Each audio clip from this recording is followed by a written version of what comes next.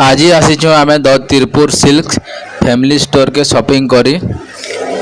Hello everyone, जय माँ समले सबको जुहार। स्वागत कर आउटे मिनी ब्लॉग। सकाल उठिक मुँह कान टी धुई देसी और आसिक देखसी बोले बाबा रेडी होते पोड़े सेना लगे कर मुझे नाश्ता टी कर बसे रोटी 3 पट खाई देसी और बाहर आसू आम मोर माँ संगे मोर बापा मुझे मार्केट करी चाली चाली कर पले आसू आम राखिया पेलम आसला पर आम राखिया पेलम शॉपिंग मॉल के पले आसू शॉपिंग करवा लगे। आज संडे है बोले शॉपिंग मॉल बहुत भीड़ थी एतके आम पले आसू भीतर के आ माँ लगे साड़ी गुटे किणवार थी बोले साड़ी गुटे बाछी पकासू और साड़ी सुड़ा बाछी पुछा कर पले आसू आम ऊपर के आसला पर आम बापा मुझे सार्टे किणमी कहसन बोले बापा ताकर लगे सार्टे बाछी पकासन और बाछी कर पिंधि पकासन केन्दा दिसमी जे बोली करी तो आम तल के बिलिंग लगे बिल बुला पे कर देसु। फिर मिलमा पार्ट 2 वीडियो रे। भल लागला वीडियो बोले लाइक टे कमेंट कर देव। सबको मोर जुहार।